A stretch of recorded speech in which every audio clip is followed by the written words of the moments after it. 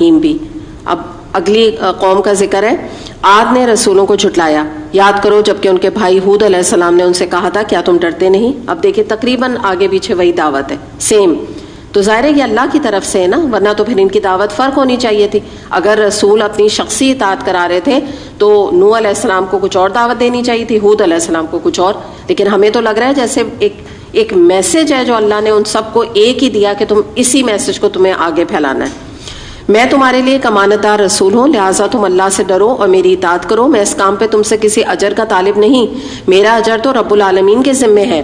اور یہ تمہارا کیا حال ہے کہ ہر اونچے مقام پر لا حاصل ایک یادگار عمارت بنا لیتے ہو. اتبنون بکل رین آیتن تعبثون. اس کو ہم رک کے دیکھ لیتے ہیں کہ دیکھیں یہ قوم عاد جو ہے, ایک تو پہلی ان کی بات تھی جو ان کی بڑی پرومیننٹ بات سورہ اعراف آیت نمبر 29 میں آتا ہے, بلکہ 69 میں آتا ہے. تو اس میں یہ آتا ہے کہ تمہیں جسمانی ساخت میں خوب ہم نے تنومند کیا, یعنی یہ فزیکلی بڑے اسٹرانگ تھے. ایک تو عاد کی قوم کی یہ بات تھی, کوئی قوم ان سے ٹکر نہیں لے سکتی تھی.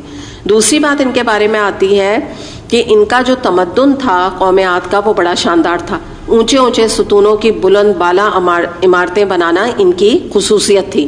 اور اس وقت کے زمانے میں آپ سوچیں کوئی یعنی جو ٹیکنالوجی آج ہے اس وقت کا تو دور نہیں تھا ٹیکنالوجی کا. اس وقت انہوں نے پہاڑوں کو تراش کے, آج بھی اگر آپ ان کے باقیات دیکھیں تو آپ ذرا دیکھ کے حیران رہ جائیں گے کہ کتنی ان کی اس وقت ان کے پاس جو ہے نا مین پاور اور کہہ لیجیے کہ ریسرچ وقت تھا کہ جس کے اوپر انہوں نے کنسٹرکشن کی اس طرح کی. تو بات کیا ہے کہ یہاں پر ان کی اس بات کو فرمایا جا رہا ہے اللہ تعالیٰ کی طرف سے کہ یہ تمہارا کیا کام ہے کہ تم بیکار قسم کی ابس قسم کی کنسٹرکشنز کرتے ہو, عمارتیں بناتے ہو. تو بات کیا ہوتی ہے کہ دیکھیں یہ جو عمارتیں بنانے کی بیماری ہے یہ ان قوموں میں موجود تھی. تو یہ دراصل عمارتیں بنانا محض اپنی عظمت اور خوشحالی کا مظاہرہ کرنا ان کا مقصد تھا, اور اس کا اور کوئی مصرف نہیں تھا, کوئی حاجت نہیں تھی, کوئی اس کا فائدہ نہیں تھا. بس صرف اپنی ذاتی شان و شوکت اور نمود کے لیے نشانی کے طور پہ انہوں نے یہ کھڑی کیا کرتے تھے. تو اسی کو یہاں پہ کرٹیسائز کیا جا رہا ہے. اور اس کے بارے میں اگلی بات جو ہم دیکھتے ہیں, یعنی یہ تو یہاں پہ عمارتوں کی جب بات ہو رہی ہے اور ساتھ ساتھ عمارتوں میں گھروں کی بھی بات آئے گی, تو پہلے ہم عمارتوں میں ایک اور بھی آج کے دور کی بات کر لیتے ہیں. اب آپ دیکھیں جیسے دبئی میں برج خلیفہ انہوں نے بنایا ہے, 100 فلور کا ایک انہوں نے بلڈنگ کھڑی کر دی ہے. اور آپ مجھے بتائیے اس کا مقصد کیا ہے سوائے شو آف کے.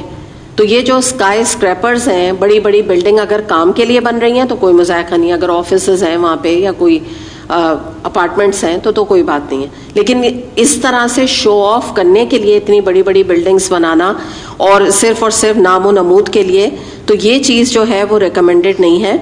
اور اگلی جو بات اسی طرح دیکھیے آ رہی ہے ان کے بارے میں, ایک اور ان کا پرابلم کیا تھا, وَتَتَّخِذُونَ مَصَانِعَ لَعَلَّكُمْ تَخْلُدُونَ. اور بڑے بڑے قصر تم تعمیر کرتے ہو گویا تمہیں ہمیشہ اس پہ رہنا ہے, ہمیشہ یہیں رہنا ہے.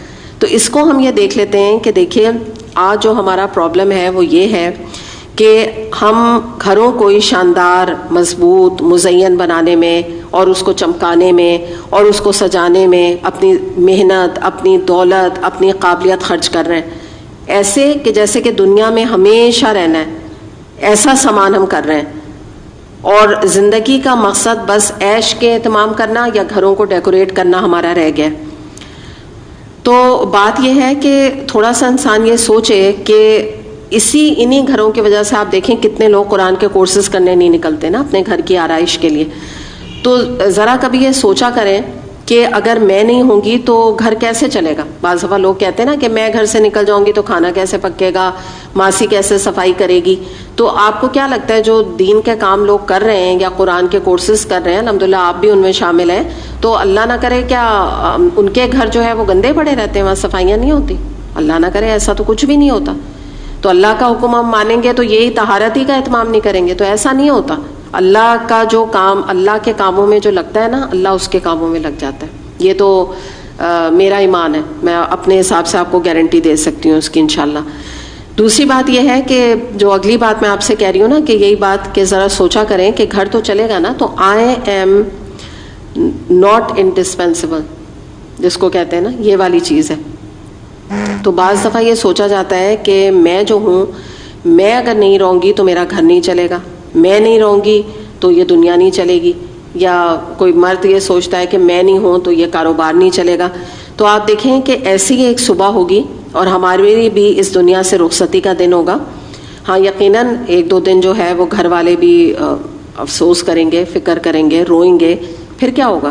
ماسی بھی آئے گی، صفائی بھی ہوگی، جیسا چاہے گی وہ صفائی کرے گی، اور اگر پیچھے کوئی صفائی کرانے والا ہوگا تو ہو سکتا ہے ہم سے اچھی صفائی کرا دے، اور کھانا بھی پکے گا، اور ہو سکتا ہے ہم سے اچھا کھانا پکے، ہم سے زیادہ اچھی جو ہے ورائٹی کا کھانا ہو، سب زیادہ خوش ہوں کہ یہ تو زیادہ اچھا مینیو آ گیا، تو سب کھائیں گے بھی، پیٹ ہر ایک کے ساتھ لگا ہے. بچوں کو بھی تکلیف ہوگی، ہو سکتا ہے شوہر کو بھی ہوگی، ہو سکتا ہے کوئی ینگ ہے تو اس کے والدین کو بھی ہوگی، لیکن یہ کہ سب اپنی دنیا کی طرف لوٹیں گے. کہتے ہیں نا آج مرے کل دوسرا دن ہے.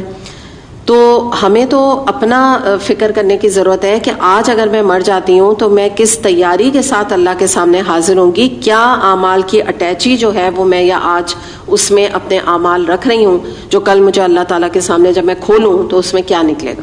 یہ مجھے فکر کرنے کی ضرورت ہے. اور یہی وہ لوگ ہوں گے جو اس دن ریگریٹ کریں گے قیامت کے دن کہ جنہوں نے دنیا میں اپنے پوری دنیا کو برتنے میں زندگی کو کھپا دیا، اسی کے لیے کھپتے رہے، تو پتہ چلے گا وہ تو کہیں دور رہ گئی.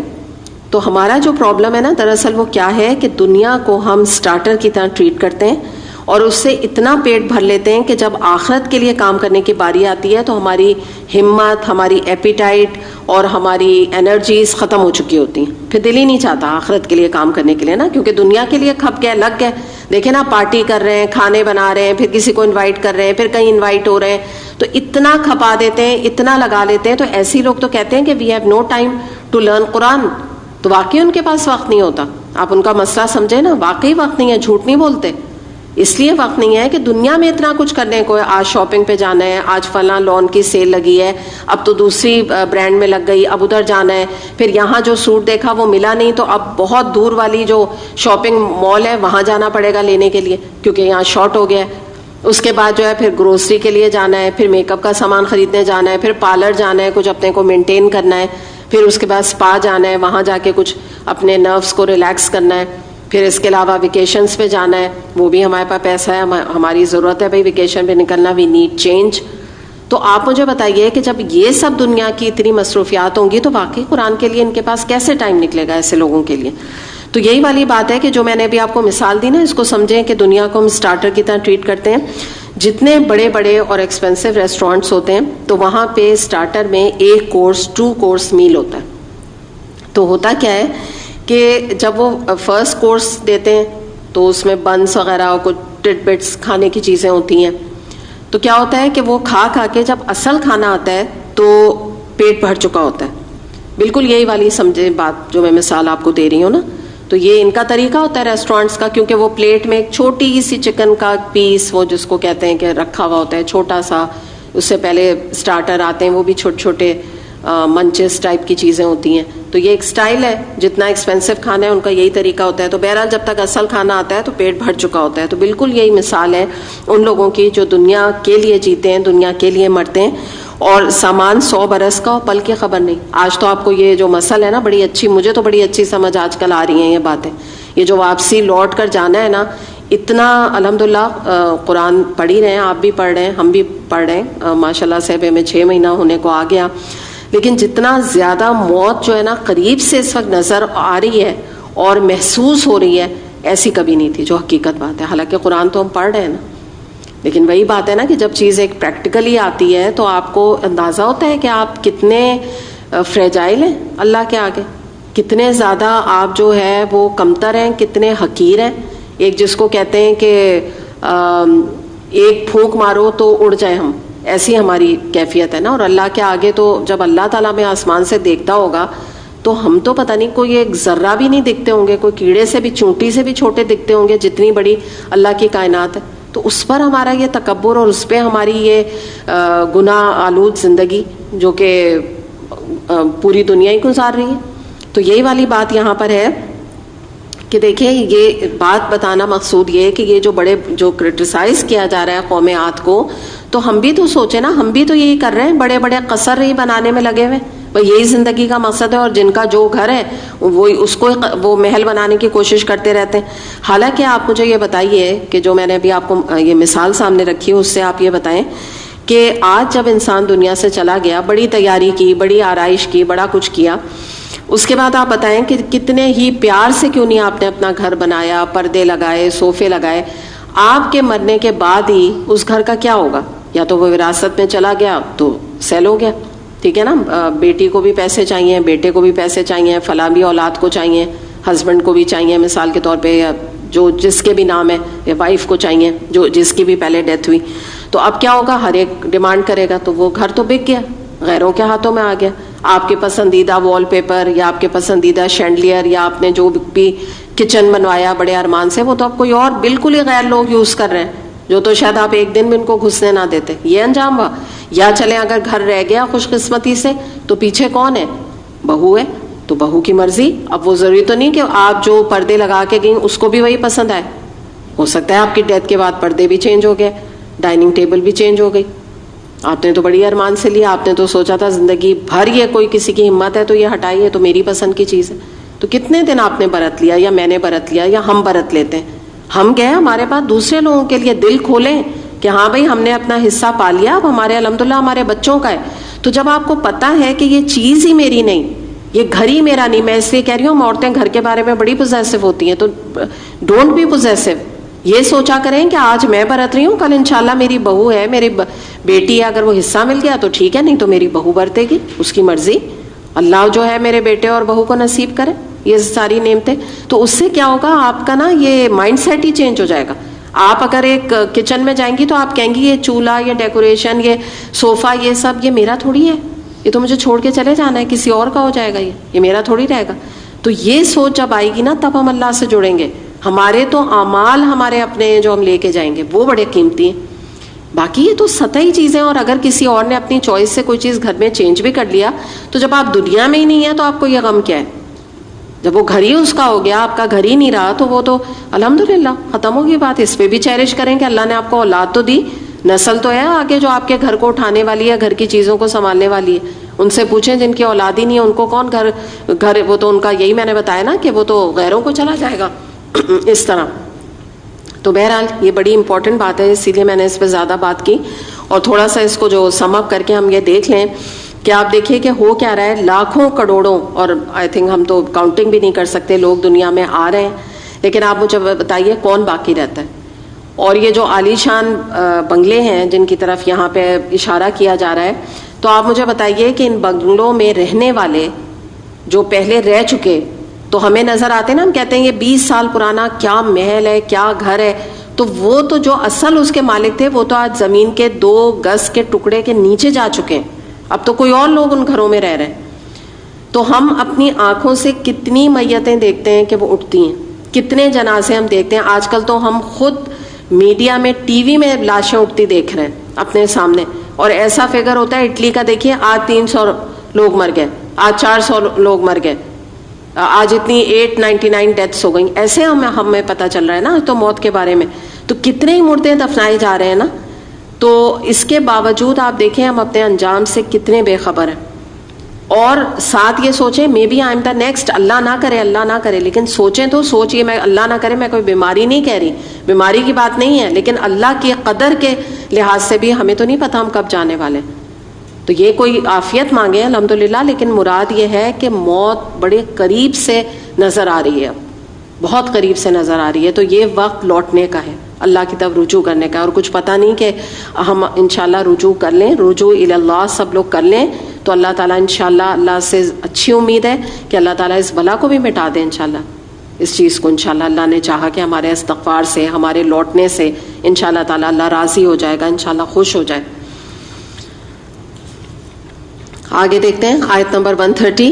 اور جب کسی پر ہاتھ ڈالتے ہو تو جبار بن کر ڈالتے ہو، بس تم لوگ اللہ سے ڈرو اور میری اطاعت کرو. ڈرو اس سے جس نے تمہیں وہ کچھ دیا جو تم جانتے ہو، تمہیں جانور دیے، اولادیں دیں، باغ دیے، چشمے دیے. مجھے تمہارے حق میں ایک بڑے دن کے عذاب کا ڈر ہے. یعنی دنیاوی نعمتوں کا ہونا اس بات کی دلیل نہیں کہ اللہ بڑا راضی ہے.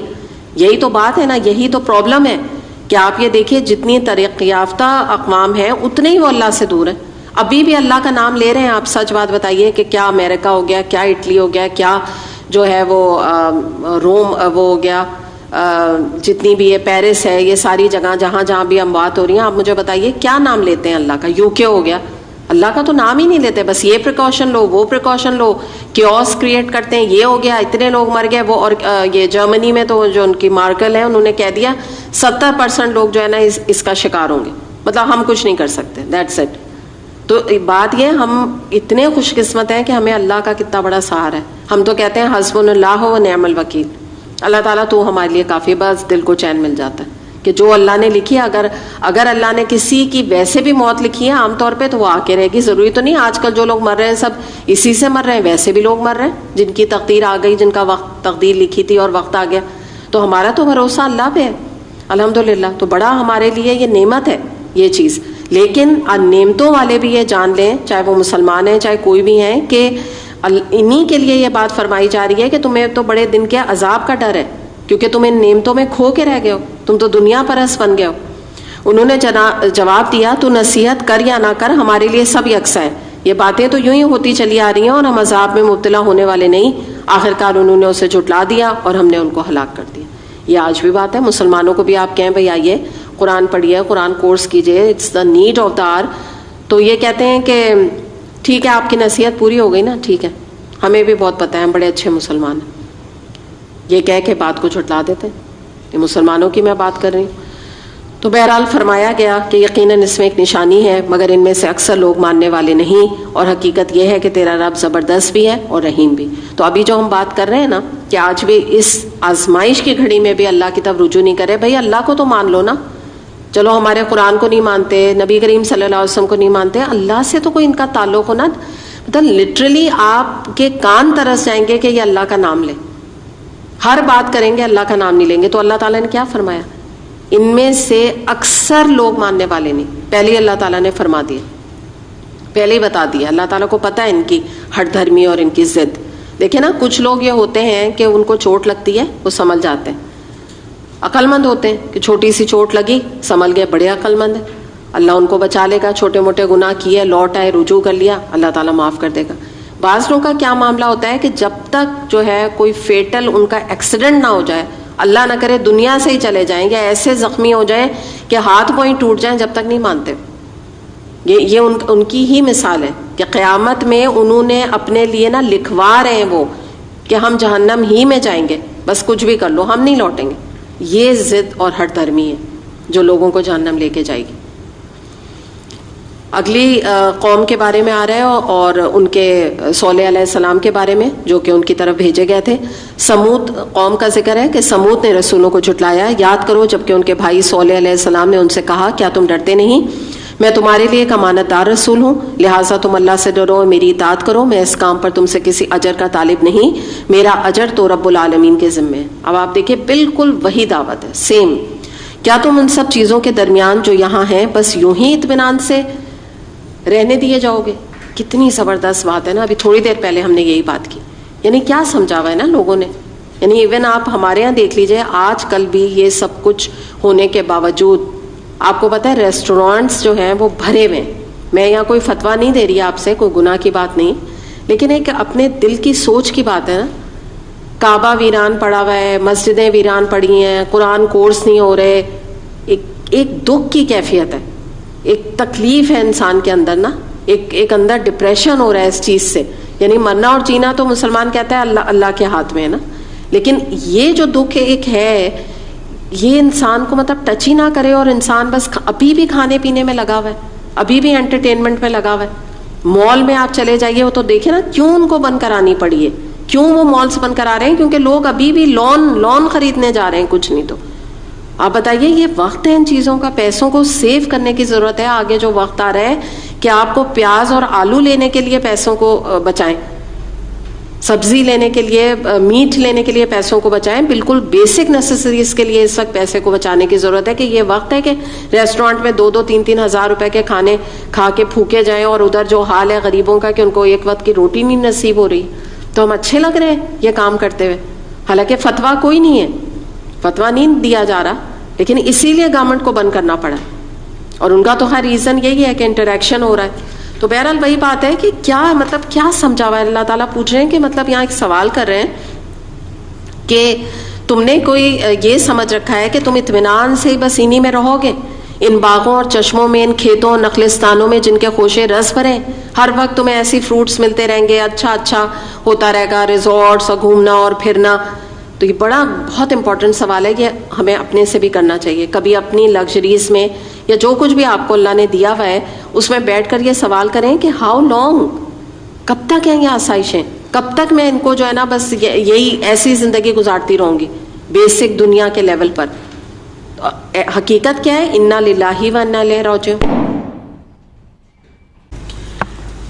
کہ اللہ ہم تیرے ہی ہیں اور ہمیں لوٹ کے تیرے پاس ہی جانا ہے. حقیقت تو یہ ہے. اس کے بعد دیکھیں پھر کیا فرمایا کہ وَتَنْحِتُونَ مِنَ الْجِبَالِ بُيُوتًا فَارِهِينَ فَاتَّقُوا اللَّهَ وَأَطِيعُونِ, تم پہاڑ کھود کر فخریہ ان میں عمارتیں بناتے ہو, اللہ سے ڈرو اور میری اطاعت کرو. تو یہ دوبارہ سے وہی بات آ گئی. ان کا بھی معاملہ جو تھا, یہ جو ہم اب پڑھ رہے ہیں نا, پہلے تو ہم نے عاد کے حوالے سے پڑھا تھا, اب ہم سمود کے بارے میں پڑھ رہے ہیں. سمود کا بھی یہ کام تھا کہ پہاڑ کھود کے, میں نے بتایا نا کہ ایسا زبردست ان کا آرکیٹیکچر تھا کہ اگر آپ دیکھیں, لیکن کیا ہوا ان زبردست عمارتوں کا, سب پیچھے رہ گئی. تو بات یہی ہے کہ ہمیں یہ تھوڑا سا اپنے بارے میں دیکھنے کی ضرورت ہے. یہ جو ورڈ آ رہا ہے نا یہاں پہ آیت نمبر 149 میں, آپ ذرا دیکھیے گا, فارحین. فارحین کا مطلب ہے فخریہ, بڑے ہی خوش ہو کے, بڑے ہی اس کو ریجوائس کرتے ہوئے تم جو ہے یہ عمارتیں بناتے ہو. تو مقصد ایکچولی کیا تھا پہلے بھی اور آج بھی ایسی عمارتوں کا, کہ یہ سب کچھ وہ بھی اپنی بڑائی, اپنی دولت اور قوت اور کمالات فن کی نمائش کے لیے کرتے تھے. کوئی حقیقی ضرورت ان بلڈنگز کی نہیں تھی. اور یہ ایک بگڑے ہوئے معاشرے کی شان یہ ہوتی ہے کہ ایک طرف تو معاشرے کے غریب لوگوں کو سر چھپانے کی بیسک نیسیسریز آف لائف جو ہے وہ میسر نہیں, اور دوسری طرف جو عمرہ اور امیر ایلیٹ کلاس کے لوگ ہیں, جب وہ بڑے بڑے اپنے قصر اور 2-2 ہزار اور 6-6 ہزار کے گھر بنا لیتے ہیں اور محل نما, وائٹ ہاؤس نما گھر بنا لیتے ہیں, تو پھر بلا ضرورت وہ نمائشی یادگاریں تعمیر کرنے شروع ہو جاتے ہیں. گورنمنٹ کے لیول پر یہ کام شروع ہو جاتا ہے. تو اس کے بارے میں بھی آپ دیکھ لیجئے کہ ہمارے ہاں اس طرح کی کنسٹرکشن ہمارے یہاں بھی تو موجود ہے نا. جیسے مثال کے طور پہ آپ دیکھیں کہ جو سچ بات ہے, ہم قائد اعظم کی بہت عزت کرتے ہیں اور الحمدللہ انہوں نے بڑا سٹرگل کیا ہے پاکستان کے بنانے میں, ہم اس کے بالکل معترف ہیں. اللہ تعالیٰ جو ہے ان کی مغفرت کرے اور ان کو بہت اونچا مقام جنت میں عطا کرے نا. میں تو آئی ایم ریئلی, جس کو کہتے ہیں نا, think very high of Quaid Azam. لیکن کیا ہے کہ ان کا مزار جو بنایا گیا ہے قائد اعظم کے نام سے, وہ ان کو کیا نفع دے رہا ہے یا کیا مقصد کیا ہے اس مزار کا. پھر اس کے بعد آپ دیکھیں 3 تلوار جو بنی ہوئی ہیں, اس کے اوپر جو لکھا ہوا ہے وہ فیتھ, یونٹی, ڈسپلن. تو یہ کوالٹیز ہمارے اندر آ گئی ہیں کیا لکھنے سے خالی؟ یا 2 تلوار, یہ کیا, اس کا مقصد کیا ہے؟ پھر اس کے بعد عبداللہ شاہ غازی کا مزار, پھر یادگار پاکستان. تو مطلب اس کا کیا یوز ہے؟ اتنا ہی پیسہ اگر ہم کوئی اسکول, کوئی یونیورسٹی, کوئی غریبوں کے لیے ہاسپٹل, یا کوئی مسجد, کوئی دینی ادارہ, یا غریبوں کے لیے گھر بنانے کا کوئی ایسا پروگرام ہم انٹروڈیوس کرائیں, یا لائبریری بنائیں پڑھنے کے لیے, تو اس میں یہ پیسہ لگائیں تو اٹس ورتھ اٹ. یہ ساری چیزیں ابس ہیں. اور قائد اعظم کے لیے تو ہمیں استغفار کی دعا ان کے لیے کام آنے والی ہے. مزار تو ان کو کوئی نہیں فائدہ دینے والا, لیکن ہمارے اندر یہ ٹینڈنسی موجود ہے. جیسے دیکھیں اصحاب کہف کے لیے کیا کیا گیا تھا, آپ کو یاد ہوگا سورہ کہف میں, کہ جب وہ گہری نیند سلا دیے گئے تھے, یعنی سونے کے بعد پھر وہ اٹھے اور اس کے بعد پھر موت اللہ نے ان کو نیچرل دے دی, تو لوگوں نے کیا کہا, بھئی یہ تو بڑے اللہ والے ہیں, ان کی کوئی عمارت بناؤ, تعمیر کرو. وہی مزار کی طرف اشارہ ہے. تو یہ سب ابس کام ہے, کوئی ان کی حاجت, کوئی ضرورت, کوئی مصرف ان کا نہیں. آپ یہاں تک دیکھیں, میں یہاں پر آپ کو کراچی کے بارے میں بتاؤں کہ آپ نے اس وقت جو اوشن مال آپ نے دیکھا ہوگا نا کلفٹن میں, یہ اس سے پہلے مڈ ایسٹ ہاسپٹل تھا. اور یہ میں کوئی انکشاف نہیں کری, سب کو پتہ ہے, جو بھی ڈیفینس کلفٹن کے رہنے والے یا اور بھی علاقوں کے رہنے والے ہیں, یا بہت بڑا مڈ ایسٹ ہاسپٹل تھا. کیا کیا گیا, ہاسپٹل کو توڑ کر شاپنگ مال بنا دیا گیا. تو آپ مجھے بتائیے اس سے ابس کام ہو سکتا ہے؟ پہلے کوئی کم ہے شاپنگ مال کراچی میں اور پاکستان میں؟ تو یہ انسان نا, یہ اسی طرح پھر ان چیزوں کے پیسہ بنانے کے چکر میں ان چیزوں میں لگ جاتا ہے, کیونکہ انہوں نے کہا کہ ہاسپٹل سے کیا پیسہ آ رہا ہے, کلینک سے کیا پیسہ آ رہا ہے جو ہمیں شاپنگ مال بنانے سے آئے گا.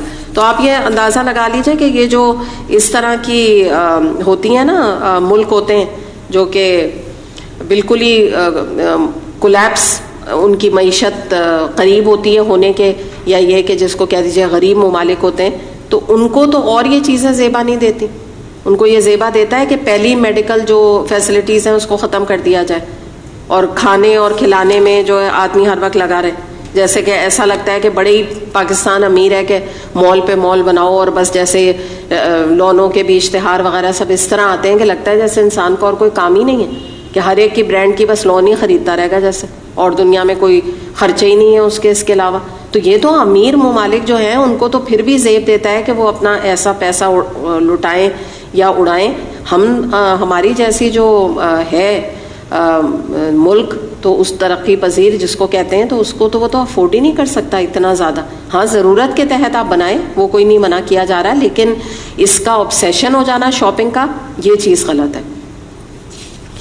وَلَا تُطِيعُوا أَمْرَ الْمُسْرِفِينَ، اور ان بے لگام لوگوں کی اطاعت نہ کرو جو زمین میں فساد برپا کرتے ہیں اور کوئی اصلاح نہیں کرتے. انہوں نے جواب دیا تو محض ایک سحر زدہ آدمی ہے. اب یہ تمام ان کی جو دعوت تھی، جو انہوں نے سب باتیں سمجھائیں، ان کو سب باتیں کیں کہ دیکھو تم یہاں نہیں رہو گے، یہ پہاڑ جو تم بنا رہے ہو یہ تمہارے کوئی کام آنے والے نہیں. تو کہا کہ تمہیں تو جنون ہو گیا، یو آر کریزی. کس کو کہہ رہے ہیں یہاں پر؟ کس رسول کا ذکر ہے؟ صالح علیہ السلام.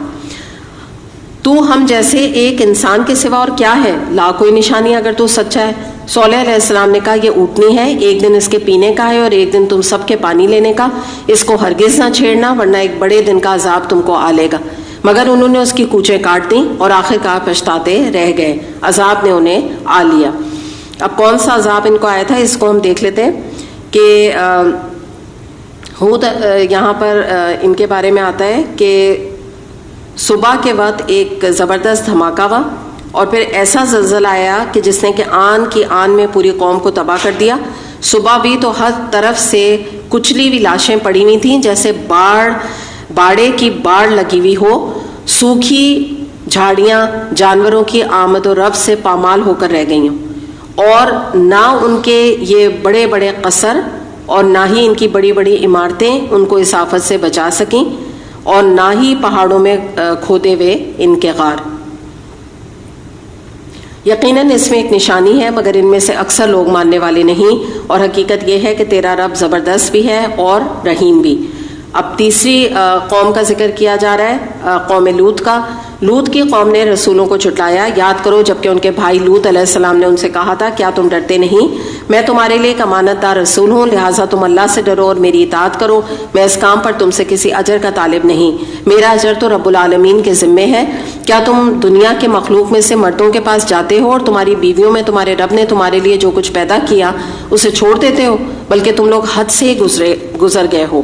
انہوں نے کہا اے لوط اگر تو ان باتوں سے باز نہ آیا تو جو لوگ ہماری بستیوں سے نکالے گئے ہیں ان میں تو بھی شامل ہو کے رہے گا.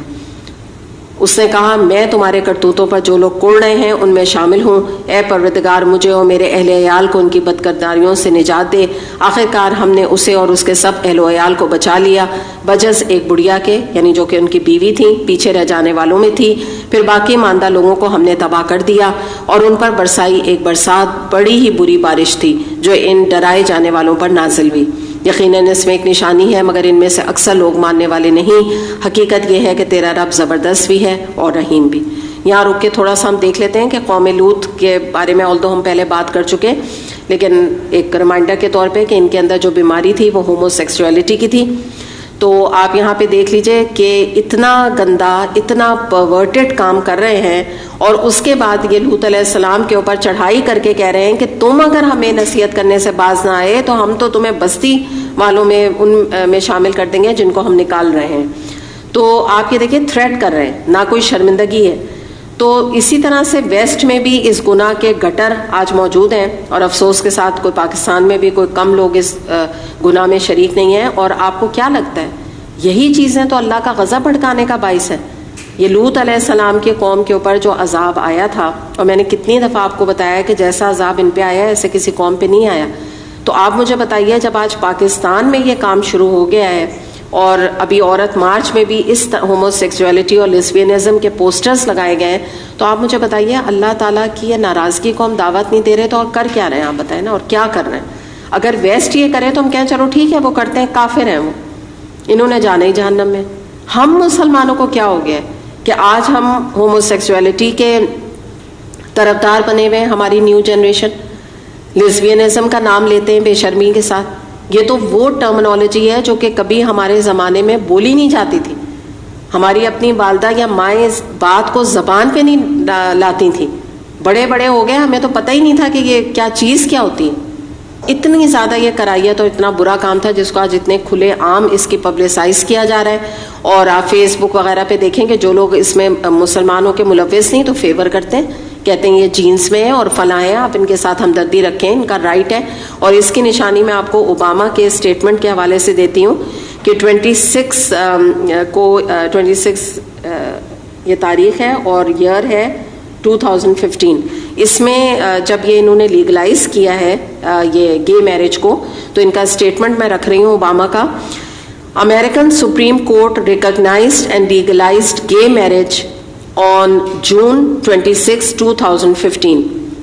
اور انہوں نے اس کا کے بارے میں کہا، یہ اسٹیٹمنٹ اوباما کا، The ruling will strengthen all of our communities by offering to all loving same-sex couples the dignity of marriage across this great land۔ بڑا گریٹ لینڈ ہے واقعی امریکہ، کہ ہومو سیکسولیٹی کو انہوں نے لیگلائز کر دیا، یہ اس کو سیلیبریٹ کر رہے ہیں۔ پھر ہلیری کلنٹن، انہوں نے کیا، ان کا اتنا بڑا CNN میں سلائڈ چلی تھی، لو سکسیڈ ٹوڈے، یہ ان کا اسٹیٹمنٹ تھا، یعنی سیم جینڈر کی بات ہو رہی۔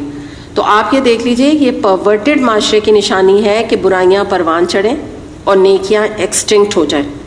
ایجپٹ میں اسی زمانے میں یہ ایک پریزیڈنٹ مرسی آئے تھے اور یہ ایک ریلیجس لیڈر تھے، تو جو وہاں پہ ایجپٹ میں جو سیکولر مائنڈ لوگ تھے تو انہوں نے ان کو ہٹا دیا، ان کو جیل کروا دی، کیونکہ وہ دین کا نفاذ چاہتے تھے۔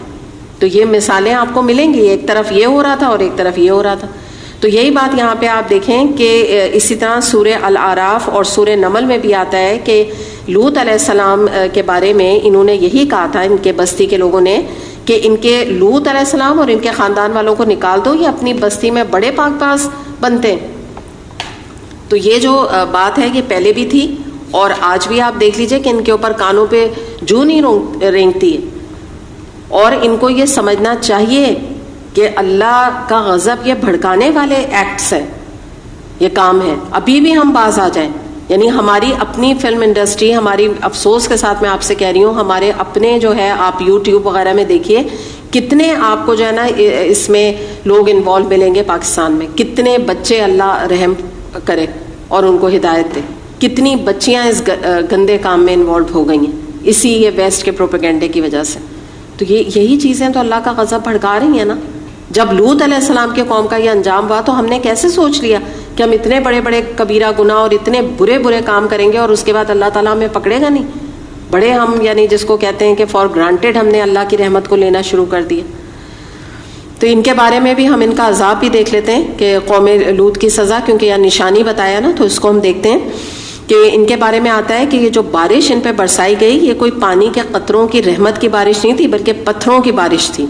اور ان کے بارے میں آتا ہے کہ پہلا ان کے قرآن میں مختلف جگہ پہ آیات آتی ہیں۔ ایک جگہ آتا ہے فَأَخَذَتْهُمُ الصَّيْحَةُ مُشْرِقِينَ، ایک ہولناک زلزلے نے ان کی بستیوں کو تلپٹ کر کے رکھ دیا۔ پھر ایک جگہ آتا ہے جعلنا عالیہا سافلہا، ایک زبردست آتش فشاں انفجار نے ان پر پکی ہوئی مٹی کے پتھر برسائے۔ پھر اس کے بعد تیسری جگہ آتا ہے قرآن میں وَأَمْطَرْنَا عَلَيْهَا حِجَارَةً مِّن سِجِّيلٍ مَّنضُودٍ، اور ایک طوفانی ہوا نے بھی ان پر پتھراؤ کیا۔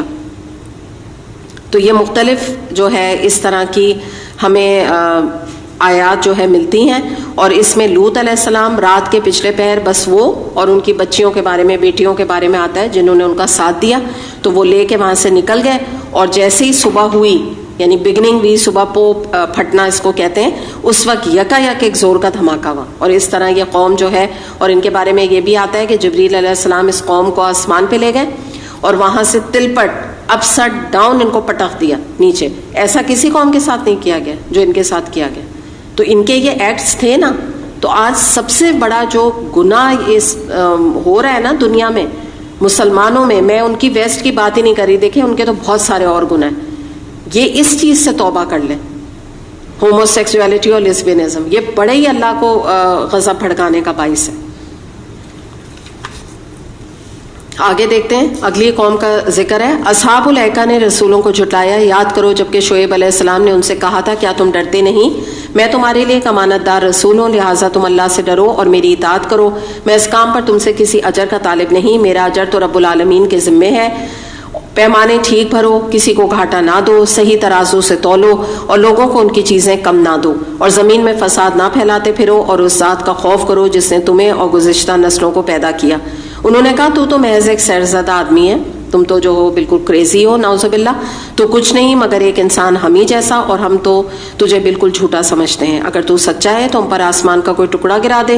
شعیب علیہ السلام نے کہا میرا رب جانتا ہے جو کچھ تم کر رہے ہو۔ انہوں نے اسے جھٹلا دیا، آخر کا چھتری والے دن کا عذاب ان پہ آ گیا، اور وہ بڑے ہی خوفناک دن کا عذاب تھا۔ اچھا، اب دیکھیے کس قوم کا ذکر ہے یہاں پہ، ہمیں پتہ چل رہا ہے شعیب علیہ السلام کا، اصحاب الایکہ۔ یہاں پہ آپ یہ دیکھیے کہ کون سی بیماری آج لوگوں میں موجود نہیں ہے۔ آج کل آپ دیکھیے کہ جو یہی وائرس کی وجہ سے، آپ ذرا دکانداروں کا حال دیکھیے اور یہ بزنس کمیونٹی کا حال دیکھیے، انہی کا ذکر ہے نا، انہی کے بارے میں بتایا جا رہا ہے، صحیح تولو، چیزیں کم نہ دو، فساد نہ پھیلاؤ۔ کیا کر رہے ہیں یہ آج کل؟ تمام ماسک جو ہے وہ اس کو ذخیرہ کر دیا، تمام سینیٹائزرز کو ذخیرہ کر کے بیٹھ گئے۔ کیوں؟ کیونکہ it's the need of the, اس وقت سب کو ضرورت ہے۔ آپ ابھی چلے جائیں، آپ کو کسی میڈیکل سٹور میں ماسک نہیں ملے گا۔ آپ چلے جائیں، سینیٹائزر جو کوئی 150 روپے کا ہوتا تھا، کلفٹن کی دکان میں 600 روپے کا، ڈیفینس اور عام دکانوں میں 600 روپے کا وہ مل رہا ہے۔ آپ کو سب کو اندازہ ہے، مجھے کیا بتانے کی ضرورت ہے۔ تو یہ کون کر رہا ہے؟ یہ انہی کا یہاں ذکر ہے، انہی کے بارے میں اللہ تعالیٰ نے ناراضگی کا اظہار کیا ہے، اور انہی کے بارے میں یہ جھٹلانے پر ان کے اوپر عذاب آیا ہے۔ یہی بزنس میں جو ہے یہ وہ کرنا، فراڈ کرنا، یا یہ ذخیرہ اندوزی بھی اسی کے اندر شامل ہوتی ہے۔ کم تولنا، زیادہ تولنا۔ یہ کم تولنا کیا ہے؟ اویلیبل ہے چیز، اس کو ذخیرہ کر لیا۔ پچھلے دنوں آٹو کا بحران اسی طرح ان لوگوں نے پیدا کیا، چینی کا بحران پیدا کر دیا۔ تو یہ آپ بتائیے، ضمیر مطلب بالکل لوگوں کا مر گیا ہے، اور اس وقت تو چلیں کوئی وائرس نہیں تھا، کچھ نہیں تھا۔ آج تو ہاتھ کی وجہ سے سینیٹائزر اور ناک کے پروٹیکشن کے لیے ماسک ایک نیسیسٹی ہے کہ لوگوں کی جانیں بچ سکتی ہیں، اور ان کو تو ان کا منافع ملے گا۔ دیکھیں نا، اس وقت تو جو گروسری سٹورز ہیں اور میڈیکل ہیں، ان کا تو کوئی نقصان ہو ہی نہیں رہا ہے، ان کا تو کوئی پرابلم ہی نہیں ہے، لوگ تو بھر بھر کے چیزیں لے کر جا رہے ہیں، وہ تو چل رہا ہے ان کا سارا کام۔ تو اگر اس وقت بجائے وہ سبسڈائز ریٹ کریں، اگر 10 کا ماسک تھا یا 20 کا تھا، اس کو 10 پہ دیں، تو وہ آپ سوچیں انہوں نے ذخیرہ کر کے اس کو 100 200 300 کا دے رہے ہیں۔ اور جو وہ اصل ماسک ہے جو کہلاتا ہے، وہ تو 1000 روپے کا، جو پہلے 110 اور 120 کا ہوتا تھا۔ تو یہی بات ہے، یہی تو یہ اللہ تعالیٰ نے کیا خوفناک دن کا عذاب ان پہ آ لیا، کہ لوگوں کی مجبوری سے فائدہ اٹھانا آج بھی نہیں ڈر رہے ہیں۔ آج یہ نہیں ڈر رہے کہ اگر انہی کو ماسک کی ضرورت پڑ جائے کل کو، تو کیا ان کو اس وقت ان کا حال ہوگا، کہ جو وہ دوسروں کو کے ساتھ اس وقت کر رہے ہیں۔ یقیناً اس میں ایک نشانی ہے، مگر ان میں سے اکثر لوگ ماننے والے نہیں۔ ابھی دیکھ لیجیے آپ کتنے لوگ مان رہے ہیں، آئے دن اریسٹ ہو رہے ہیں، پھر ایک کھیپ نکلتی ہے ذخیرہ اندوزی کی، پھر تھوڑے دن میں نکلتی ہے سینیٹائزر کی، پھر نکلتی ہے ماسک کی۔ تو کہاں کون سے کوئی مان رہا ہے؟ آپ دیکھ لیجیے، نہ یہ پہلے مانے، انہوں نے بھی، یہ جو قوم شعیب ہے، انہوں نے بھی بزنس میں جو کچھ بھی جتنا فراڈ اور جتنا کچھ کر سکتے تھے کرتے رہے، ویسے ہی آج بھی حال ہے۔ اور حقیقت یہ ہے کہ تیرا رب زبردست بھی ہے اور رحیم بھی۔ اچھا، ان کا جو عذاب ہے اس کو ہم دیکھ لیتے ہیں کہ چھتری والا عذاب اس لیے کہا گیا کہ ہوا کیا کہ جب یہ بادل آیا تو یہ بڑے خوش ہو گئے، اور انہوں نے سمجھا کہ جیسے بدلی آ گئی ہے نا، جیسے ہم نہیں بدلی آتی ہے تو بڑا خوش ہوتے ہیں کہ بارش ہونے والی ہے۔ ہوا کیا کہ یہ بادل چھایا رہا، یہ بڑے خوش ہوتے رہے چھتری کی طرح نا۔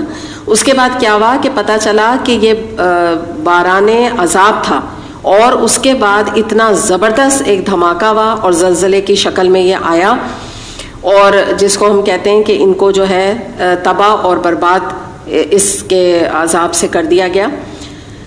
تو اس سے ہمیں پتہ چلتا ہے کہ یہ جو عذاب تھے، یہ آپ سمجھ لیجئے کہ یہ اپنی خوش فہمی میں آخری وقت تک یہ مبتلا رہے کہ ہم پہ کوئی عذاب نہیں آئے گا، حتیٰ کہ یہ اسی کا شکار ہو کے رہ گئے. یعنی کیا مطلب ہے کہ پلٹے نہیں ہے شعیب علیہ السلام کے کہنے پر. تو اللہ تعالیٰ نے پہلے یہ بات فرما رہی، ان میں سے اکثر ماننے والے نہیں ہیں. بعض لوگ واقعی ہوپ لیس کیس ہوتے ہیں، انہوں نے اپنے لیے دوزخ کو ڈیسائیڈ کر لیا ہوتا ہے خود سے. یاد رکھیں اللہ تعالیٰ نے قرآن میں بہت جگہ فرمایا میں ظلم کرنے والا نہیں. انسان خود اپنے آپ کو گناہ میں ملوث کرتا ہے، اپنے پیروں پہ کلاڑی مارتا ہے، رسول کی بات نہیں مانتا، قرآن کے اوپر عمل نہیں کرتا، قرآن سے بے اتنائی برتتا ہے، اور اس کے بعد اپنے آپ کو دوزخ کا مستحق ٹھہرا کر ظالم بنتا ہے. یہ رب العالمین کی نازل کردہ چیز ہے، اسے لے کے تیرے دل پر امانت دار روح اتری ہے تاکہ تو ان لوگوں میں شامل ہو جو اللہ کی طرف سے خلق خدا کو متنبع کرنے والے ہیں صاف صاف عربی زبان میں. اس کے بارے میں ہم دیکھ لیتے ہیں کہ یہاں اشارہ قرآن کریم کی طرف ہے کہ یہ رب العالمین کا نازل کردہ چیز ہے، یعنی قرآن. نبی کریم صلی اللہ علیہ وسلم نے فرمایا کہ اللہ کے نزدیک آسمان زمین اور جو کچھ ان دونوں کے درمیان ہے سب سے زیادہ قرآن ہی محبوب ہے. اسے دارمی نے روایت کیا. اور آپ صلی اللہ علیہ وسلم نے یہ بھی فرمایا کہ یہ جو بات یہاں پر آ رہی ہے نا کہ یہ امانت دار روح اتری ہے آپ کے اوپر، یعنی کہ اسے لے کر تیرے دل پر، تو ظاہر سی بات ہے کون ہے امانت دار روح؟ یہ اشارہ ہے جبریل علیہ السلام کی طرف. تو اس کے بارے میں ہم دیکھ لیتے ہیں کہ یہ جو امانت دار روح کا ذکر ہے اور جو یہاں دلیل دی جا رہی ہے کہ بھئی یہ بالکل صحیح ہے قرآن ہے، تو مراد کیا ہے کہ یہ جو ذکر اللہ تعالیٰ نے اس کو کہا تو یہ کوئی من گھڑت چیز نہیں ہے. یہ اللہ تعالیٰ نے اس کی دلیل دے دی کہ نبی کریم صلی اللہ علیہ وسلم نے خود تصنیف نہیں کیا بلکہ یہ رب العالمین کا نازل کردہ ہے. اور آپ صلی اللہ علیہ وسلم بھی فرمایا کرتے تھے کہ میں وحی کے علاوہ کوئی بات اپنی زبان سے نہیں نکالتا ہوں. اور اگلے لوگوں کی کتابوں میں بھی یہ موجود ہے. کیا ان اہل مکہ کے لیے یہ کوئی نشانی نہیں ہے کہ اسے علماء بنی اسرائیل جانتے ہیں؟ اور ان کے ہر دھرمی کا حال تو یہ ہے کہ اگر ہم اسے کسی اجمی پہ نازل کر دیتے اور یہ فصیح عربی کلام وہ ان کو پڑھ کر سناتا تب بھی یہ مان کر نہ دیتے.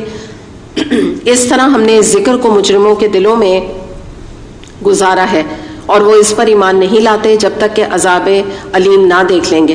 پھر جب وہ بے خبری میں ان پر آ پڑتا ہے تو اس وقت وہ کہتے ہیں کہ کیا اب ہمیں کچھ مہلت مل سکتی ہے. یہی بات جو ابھی میں نے تھوڑی دیر پہلے کہی نا کہ اللہ تعالیٰ فرما رہے ہیں کہ یہ جو ذکر ہے، ذکر یاد کریں کہ قرآن کو کہا جاتا ہے. جب بھی قرآن میں ذکر کا ورڈ ہے وہ قرآن کے لیے استعمال ہوتا ہے، پہلے میں بتا بھی چکی آپ کو. تو اس کو ہم نے مجرموں کے دلوں میں گزارا ہے. اس کو میں ابھی آپ کو سمجھاتی ہوں گزارا کیا مطلب ہے. اور اگلی بات یہ بتائی جا رہی ہے کہ ایمان نہیں لائیں گے جب تک حقیقت میں یہ عذاب علیم کو نہ دیکھ لیں، جو میں نے ابھی تھوڑی دیر پہلے آپ کو ایکسپلینیشن دی تھی. تو اب گزارا سے کیا مراد ہے؟ یعنی مراد کیا ہے کہ دیکھیں جب اہل حق ہیں یا مومن ہیں وہ قرآن سنتے ہیں تو یہ قرآن ان کے دل کا سکون کا باعث بنتا ہے، ان کی تسکین روح کا ذریعہ بنتا ہے، ان کے دل کی شفا کا باعث بنتا ہے اور ان کے اندر جذب ہوتا ہے، انہیں معرفت رب نصیب ہوتی ہے. پھر وہ قرآن کو عمل میں ڈھالتے ہیں، پھر ان کے اندر بے چینی پیدا ہوتی ہے. جو ہمیں دنیا میں لوگ اللہ کی معصیت کرتے دکھتے ہیں تو ان کا دل بے چین ہوتا ہے. پھر وہ ان کا تزکیہ کرنے کی کوشش کرتے ہیں، ان کو اللہ سے جوڑنے کی کوشش کرتے ہیں، ان کو آگے اللہ کی بات بتاتے ہیں، قرآن کے ساتھ لنکڈ کرتے ہیں. یہ تو ان کا معاملہ ہوتا ہے. اب یہاں پہ یہ بتایا جا رہا ہے کہ ہم نے مجرموں کے دل سے قرآن کو گزارا ہے. اچھا اب یاد رکھیے گا مجرم میں آپ اچھی طرح جانتے ہیں کافر بھی آ گئے، مشرک بھی آ گئے، منافق بھی آ گئے، اور منافق مسلمان بھی ہوتا ہے. کچھ ایسے مجرم ہیں، ان میں اس کیٹیگری میں کافر بھی ہے، مشرک بھی ہیں، لیکن کچھ منافق مسلمان ایسے بھی ہیں کہ جب قرآن کو وہ سنتے ہیں تو ان کے دلوں میں قرآن مومنوں کی طرح نہیں اترتا بلکہ ایک گرم لوہے کی سلاخ بن کر گزرتا ہے، جس سے کہ وہ آپ سمجھ لیجئے کہ ان کا اندر ہی اندر جو ہے وہ سیخ پا ہو جاتے ہیں، یعنی اور غصہ ہو جاتے ہیں اللہ کے احکام کو جان کے جب ان کے کانوں میں پڑتا ہے، اور وہ اس کے مضامین پر غور کرنے کے بجائے اس کی تردید کے لیے حربے تلاش کرتے ہیں، ری ایکٹ کرتے ہیں. مثال کے طور پہ اب میں آپ کو بالکل ایزی ورڈز میں اس بات کو سمجھا دوں کہ ری ایکٹ کرتے ہیں قرآن سن کے، اس کی آیات پہ ریزنٹ کرتے ہیں، کہ قرآن کی آیت پہ شک کرتے ہیں. قرآن میں کہاں لکھا ہے کہ شراب حرام ہے؟ کہاں پہ لکھا ہوا ہے کہ سود حرام ہے؟ یا قرآن میں تو یہ ہے کہ سود کا لینا جو ہے وہ حرام نہیں، دینا حرام ہے. اس طرح کی لاجکس لاتے ہیں. یا سر کورنگ کہاں ہے؟ قرآن میں تو نہیں آتا. تو بات کیا ہے کہ اس کو کرٹیسائز کرتے ہیں, اس کے اوپر باتیں بناتے ہیں. تو دیکھیے آپ بات کیا ہے کہ اس سے محرومی بڑھ کر انسان کی کیا ہو سکتی ہے کہ قرآن سن کر بھی انسان سن ہو جائے. اور یاد رکھیے گا کہ ہدایت بار بار آتی ہے, مگر یہ کچھ لوگ مجرم ایسے ہوتے ہیں کہ وہ اس پر کان نہیں دھرتے, بے اتنائی برتتے ہیں, عمل نہیں کرتے قرآن پہ. تو یہاں پہ رک کے ہم دیکھتے ہیں کہ کیا ریزن ہوتا ہے جو اللہ تعالیٰ فرما رہے ہیں کہ ان کے دلوں پر سے قرآن گزر جاتا ہے اور یہ آخری وقت تک اس کے اوپر ایمان نہیں لائیں گے یا یہ اپنا تزکیہ نہیں کریں گے, یہ کرنا ہی نہیں چاہتے. تو ریزن کیا ہے یہ میں یہاں پر دیکھ لیتے ہیں. دیکھیں یہاں ایک بات سمجھیے کہ کوئی بھی انسان کے جو فیکلٹی ہے یا اس کے حواس خمسہ ہیں یا اس کے باڈی پارٹس ہیں, اگر ان میں سے کسی چیز کو آپ یوز نہیں کریں گے تو اس کا نتیجہ کیا نکلے گا؟ وہ زنگ آلود ہو جائے گی, ختم ہو جائے گی, ڈیٹیریٹ ہو جائے گی. ویسے ہی انہوں نے ہدایت کی صلاحیت کو یوز ہی نہیں کیا. دل میں تو تھی ہدایت, دل میں ایک طلب مسلمان کے ہونی چاہیے, مگر انہوں نے جب طلب اٹھی انہوں نے اس کو دبا دیا, کرب کر دیا. تو اس کی مثال آپ یوں سمجھیں کہ جیسے کسی کا ایکسیڈنٹ ہو جائے اور اس کا پیر فریکچر ہو جائے. اب کیا ہے کہ وہ 2 مہینے مثال کے طور پہ پیر استعمال نہیں کیا اس نے, تو اب کیا ہوگا کہ جب وہ ڈاکٹر اس سے کہے گا کہ بھئی آپ تھوڑا تھوڑا چلنا شروع کریں, تو وہ نہیں چل سکے گا. کیوں؟ کیونکہ پیر کو 2 مہینے یوز نہیں کیا, پیر جیم ہو گیا.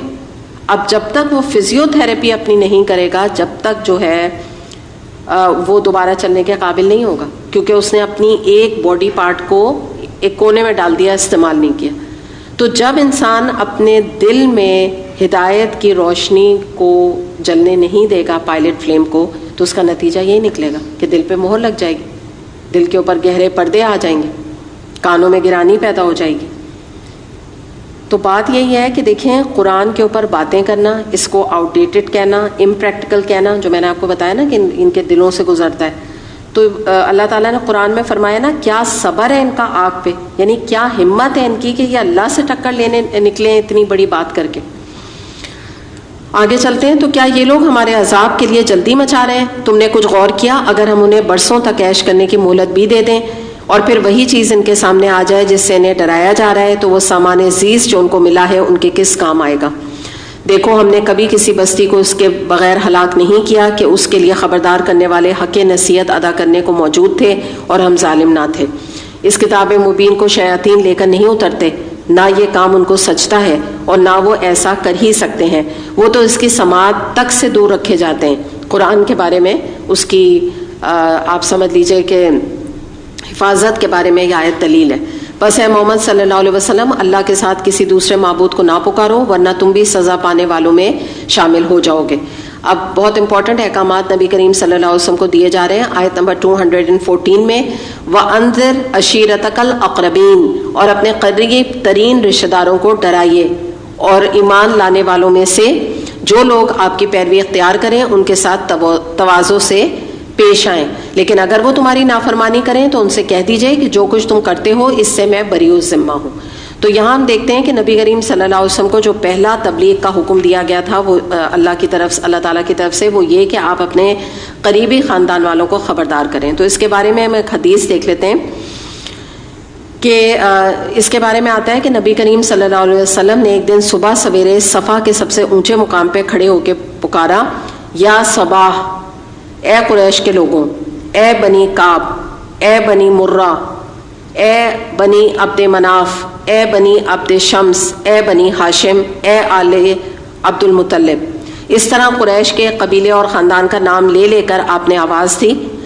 اور عرب میں یہ قاعدہ تھا, جب صبح تڑکے کسی اچانک حملے کا خطرہ ہوتا تو جس شخص کو بھی اس کا پتہ چل جاتا وہ اس طرح پکارنا شروع کر دیتا.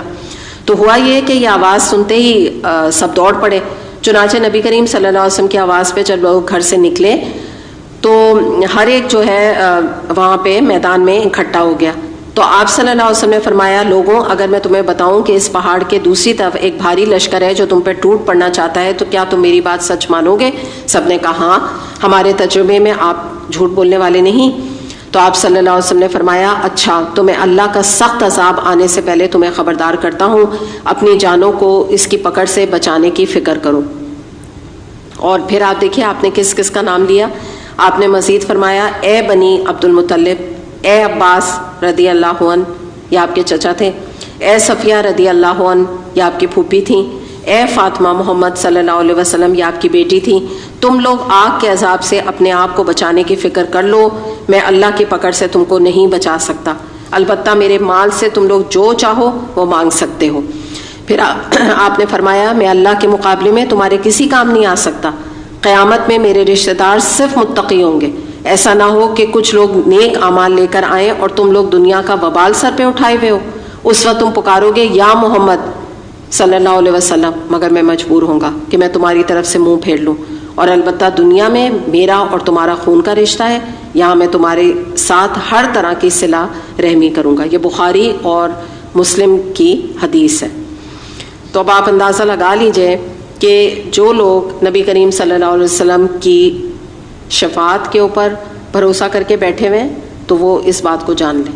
یقیناً شفاعت ہے, لیکن ایسی شفاعت نہیں ہے کہ انسان شرک لے کے اللہ کے پاس چلا جائے, بھر بھر کے گناہوں کے ڈھیر, کبیرہ گناہوں کے لے کے چلے جائے بغیر معافی کے, اور پھر ترا یہ امید رکھے کہ نبی کریم صلی اللہ علیہ وسلم شفاعت کریں. آپ کیا فرما رہے ہیں؟ آپ کہہ رہے ہیں یہاں کہ قیامت میں تو میرے رشتہ دار تو متقی ہوگا, بس وہ میرا رشتہ دار ہے.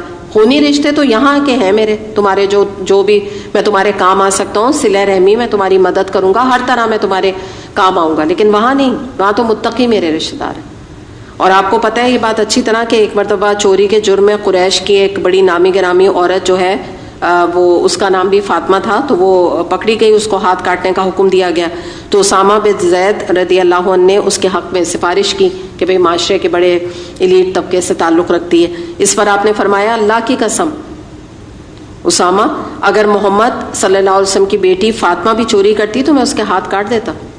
تو آپ کا تو معاملہ اتنا زیادہ انصاف کا, اور سچ بات ہے کہ اس معاملے میں آپ نے سختی کا تھا نا, کیونکہ یہ جو کسی کو بخشوانے والی بات جو ہے, آپ کو پتہ ہے کہ جو سفارش ہوگی باذن اللہ ہوگی ضرور, شفاعت حقہ ہے, لیکن اللہ کے اذن سے. تو ہم اپنی فکر کر لیں کہ جب نبی کریم صلی اللہ علیہ وسلم اپنی بیٹی, اپنے چچا اور اپنی پھوپھی کو یہ فرما رہے ہیں کہ دیکھو اس دن میں تمہارے کام نہیں آ سکتا, تو ہم اپنے بارے میں سوچ لیں کہ جو ہم نے نبی کریم صلی اللہ علیہ وسلم کی سفارش کے اوپر ڈیرا لگایا ہوا ہے, اور اس کو دلیل بنا کے ہم کوئی بھی نیک کام کرتے ہوئے سوچتے ہیں کہ کچھ نہیں ہوتا, نبی کریم صلی اللہ علیہ وسلم ہے نا ہماری شفاعت کرنے, ہر صورت میں ہم جنت میں جانے والے.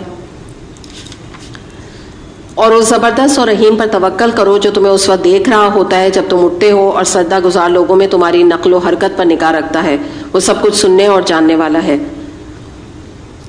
هل انبئکم علی من تنزل الشیاطین تنزل علی کل افاک اثیم, لوگوں کیا میں تمہیں بتاؤں کہ شیاطین کس پر اترا کرتے ہیں؟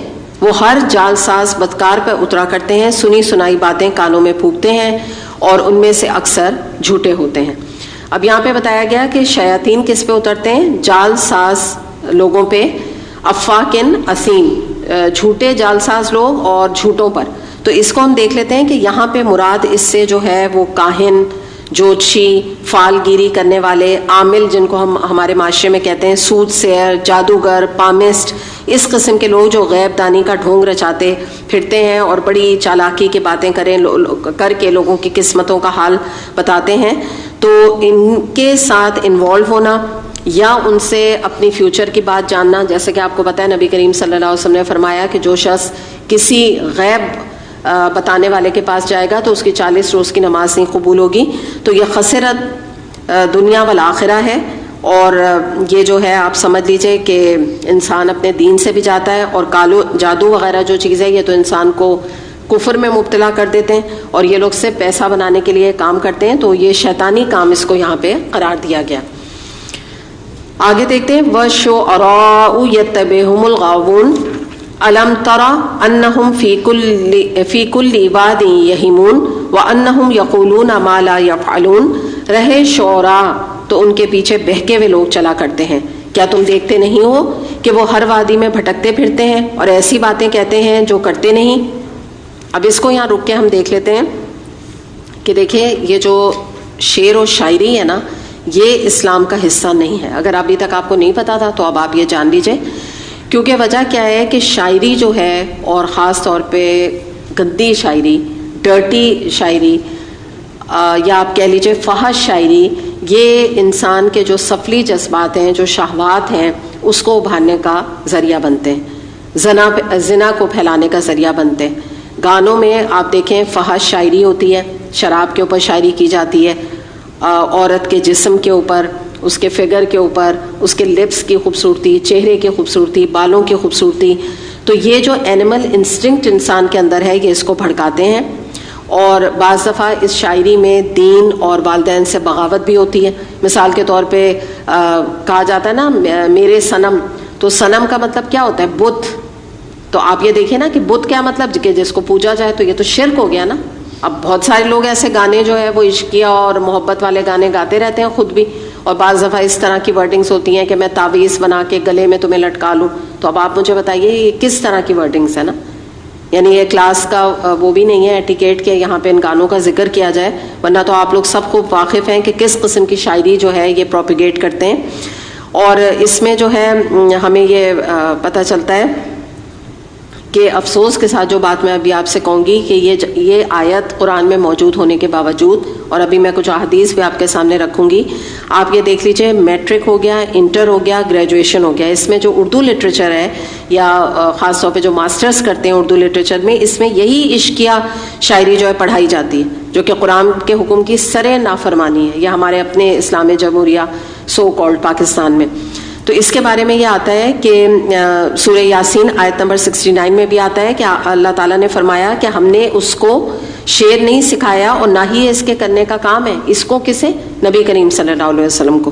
اس کے علاوہ یہ ہے کہ آپ یہ دیکھیں کہ کچھ اور میں آپ کو حدیث سامنے رکھ دیتی ہوں۔ نبی کریم صلی اللہ علیہ وسلم کا معاملہ یہ تھا کہ آپ کبھی بھی جو شعر ہیں اس میں آپ نے کبھی کوئی دلچسپی نہیں لی، اور بعض دفعہ کے بارے میں یہ آتا ہے کہ نبی کریم صلی اللہ علیہ وسلم کے بارے میں عائشہ رضی اللہ عنہا سے پوچھا گیا کہ نبی کریم صلی اللہ علیہ وسلم کبھی اشعار میں اپنی تقریروں میں استعمال فرمایا کرتے تھے؟ تو انہوں نے فرمایا شعر سے بڑھ کر آپ کو کسی چیز سے نفرت نہیں تھی۔